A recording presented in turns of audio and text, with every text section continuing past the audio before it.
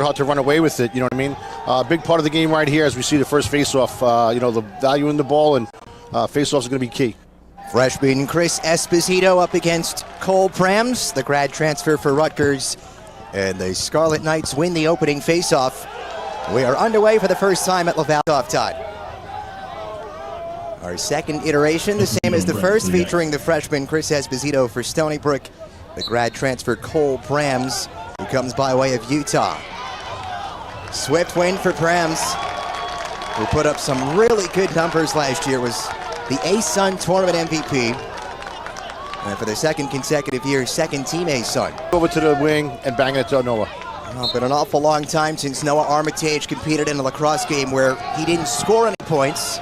Had one in each and every game last year. Had 2 goals and an assist last week.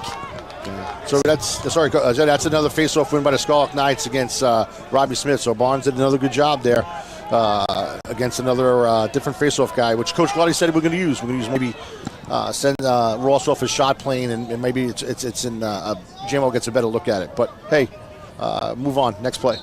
Well, last year's Scarlet Knights points leader continues to be a thorn in the side of Stony Brook, as it looked like the face-off was tilted towards Rutgers. Stony Brook picks up the ground ball they possess. No, absolutely, and listen, that's it. Listen, hey, next play. I mean, listen, that's a great job by Ross to find him. First look at Robbie Smith this season for Stony Brook, but it's the same result for Rutgers. Not anymore. Hey, another great job. Great job on the ride by the Seawolves. Again, it's going to go in the book like Rutgers won the face-off, but the Seawolves have possession of it. It's a great job. Way with a push. For the offside on that point. Well, statistically, Stony Brook still in search of their first face-off win. And this will aid the cause for Stony Brook, a violation on road Rutgers. So the Seawolves with 20 seconds to get something moving here. Stony Brook last week scored 3 out of the first 4 at halftime. He's Tim Tuttle. I'm Johnny Wincott. Stony Brook Seawolves playing their first home game of the 2024 campaign, 294 days in the making. But the 14th ranked Scarlet Knights from Rutgers looking to ruin their day. No, absolutely. And, Coach Glotty was having a conversation with the official about the push ball. But here a grind out by the Seawolves for the face-off. And tic-tac-toe. Scarlet Knights picking up where they left off. An immediate goal 11 seconds into quarter number 2. And Brian Brexcroll, they've got a 4-goal cushion. Yeah, Scott, again, there was a scramble off the face-off X there, Johnny, and, I thought the Seawolves was going to pick it up. Scarlet Knights do. All 3 Seawolves midfielders, the Pole, Christian Loud, are above field. A leak, 24 leaks, bing, bang, boom, and Scott gets him again. So already the second goal of the game for Scott.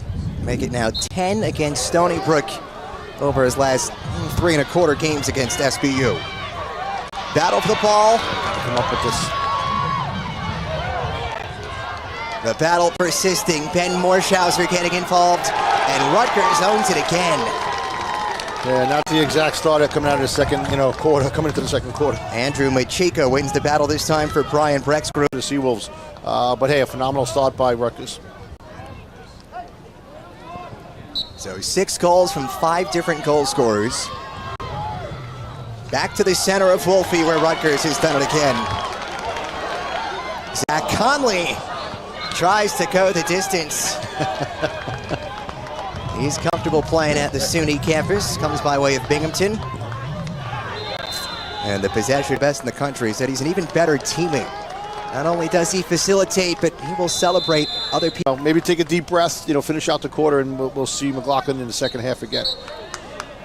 Well, but for now, it is Tommy Wilk, which means between these 2 goaltenders in their collegiate careers, a combined 2 games played. Yeah.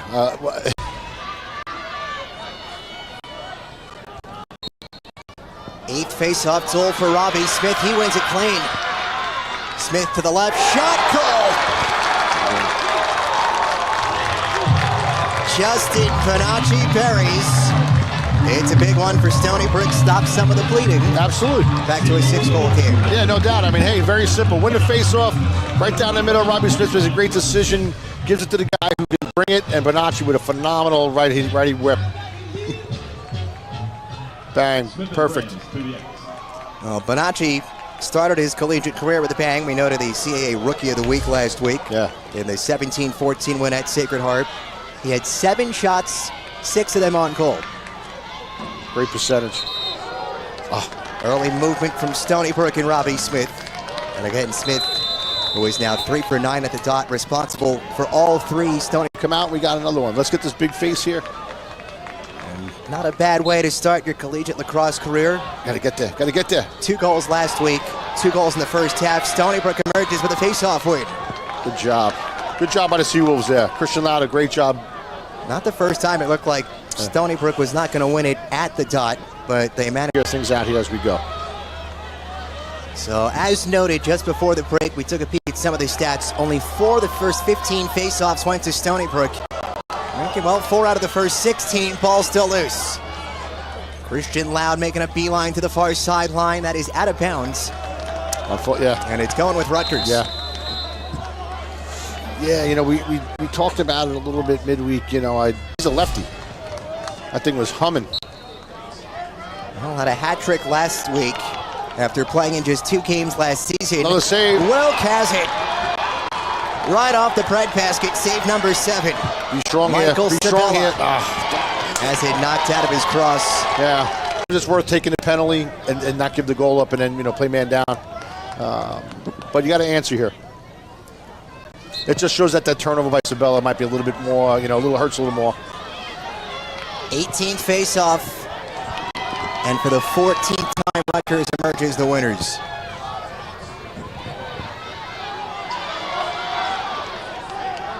Through the car wash, cleaner on the other side, Andrew Machika. Machika, phenomenal job, wow. He ran through 5 guys. I'd like to see the, you know, Conk and Ben to be a little more physical, especially if goal line extended. Sometimes it's worth taking the penalty and not give the goal up and then, you know, play man down. But you got to answer here. It just shows that turnover by Sabella might be a little bit more, you know, hurts a little more. 18th face-off. And for the 14th time, Rutgers emerges the winners.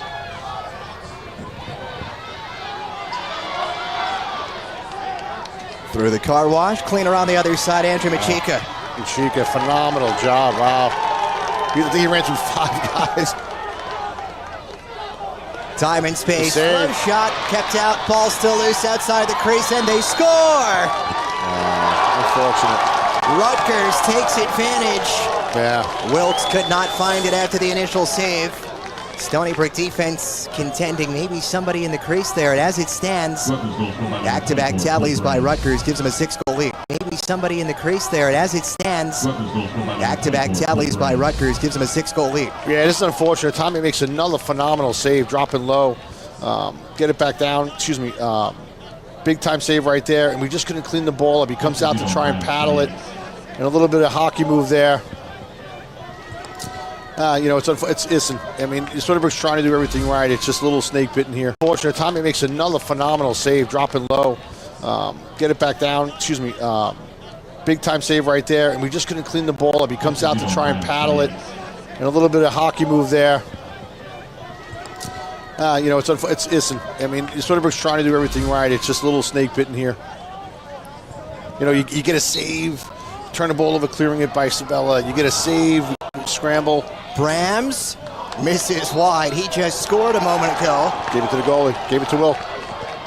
So Stony Brook will take over off the mid-flyer, of course. The CAA semifinal last year against Drexel. Stony Brook did win that game. Yes, yeah. You know, a quick little side note here. At what an opportunity they're going to make you pay.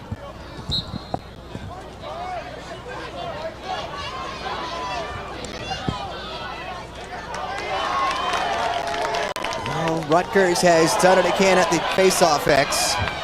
Physical play persisting to the near side. Ball is loose. Onto the Stony Brook side. Chaos continues.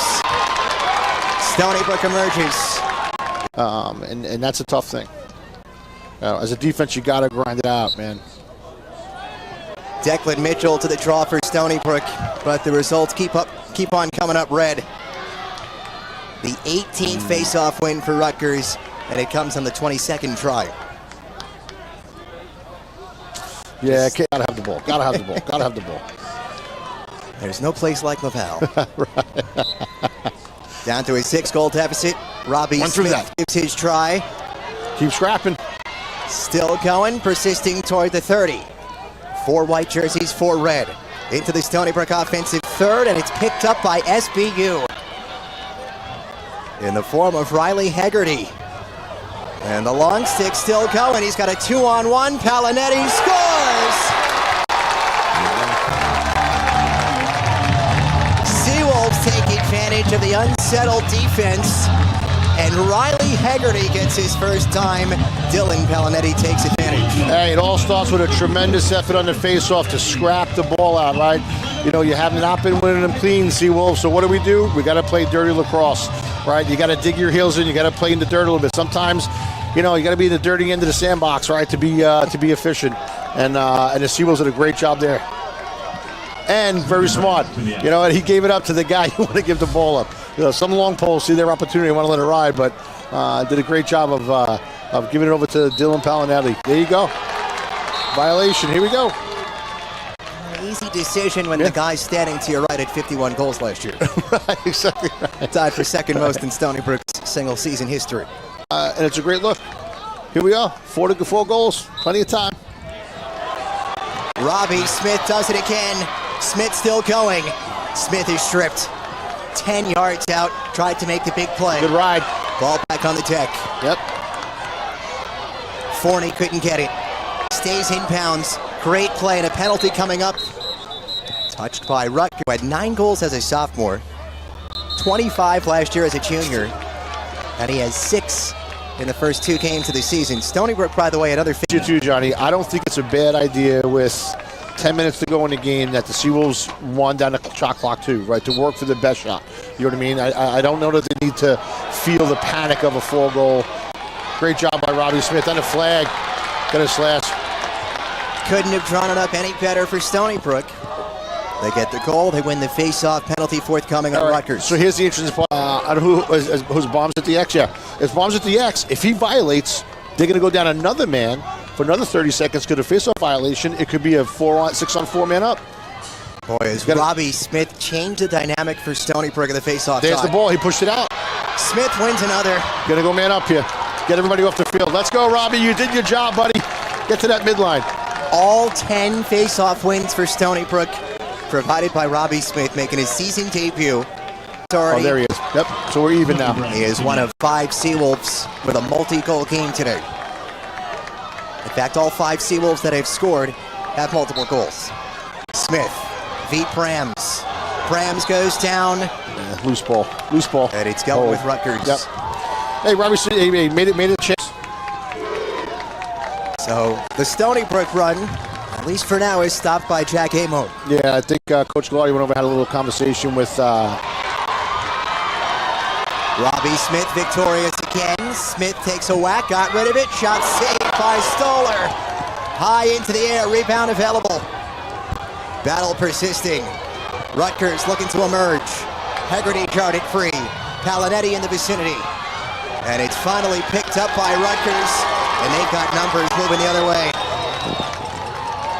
Good decision to pull it out. Unsettled Stony Brook defense. Time is on the side of Rutgers. You know, both teams are definitely doing, you know.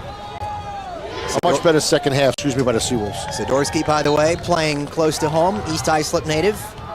2-time All-American, 3-time All-County. The Scarlet Knights can taste it here on Long Island. As Andrew Machika circles the wagons and takes a big-time lick from Hegarty. Yeah.